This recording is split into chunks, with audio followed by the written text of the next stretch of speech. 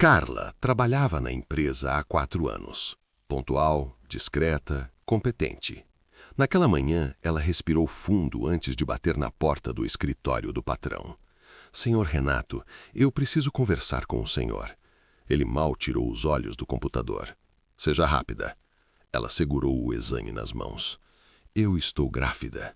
O silêncio durou 2 segundos, mas o olhar dele mudou na hora. Não era alegria, era preocupação. Agora? Justo agora? Carla sentiu o coração apertar.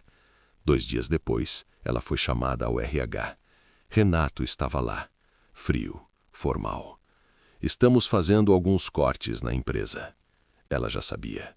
"Mas meu setor está com metas batidas." Ele cruzou os braços. "É uma decisão estratégica." Ela entendeu. Não era corte, era conveniência. Saiu da sala segurando as lágrimas. Grávida, desempregada, humilhada. 3 semanas depois, um grande contrato da empresa começou a dar problemas. Erros técnicos, planilhas inconsistentes, um prejuízo milionário se aproximava. A equipe tentou resolver. Ninguém conseguia entender o sistema interno. Até que alguém comentou: "Quem organizou essa estrutura foi a Carla." O silêncio foi pesado. Renato sentiu o estômago gelar.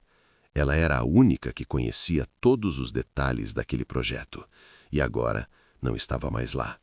Sem saída, Renato pegou o telefone. Ligou para Carla.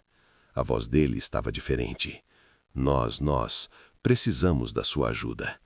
Do outro lado da linha, silêncio. Ela respondeu com calma: "Eu fui dispensada, lembra?" Ele respirou fundo. O orgulho estava sendo engolido. "A empresa pode quebrar." Ela pensou por alguns segundos. Não por ele, mas pelos colegas que ficariam desempregados.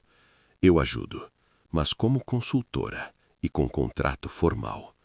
O jogo tinha virado. Carla voltou à empresa, mas não como funcionária. Entrou pela porta da frente, com contrato assinado, valor triplicado, respeito garantido. Em 2 dias, resolveu o problema. O prejuízo foi evitado. Antes de sair da sala de reunião, ela olhou para Renato. "Funcionários não são descartáveis. Pessoas têm valor." Meses depois, o conselho substituiu a diretoria. E Carla foi convidada para liderar um novo departamento. Porque competência não depende de cargo e dignidade não se demite.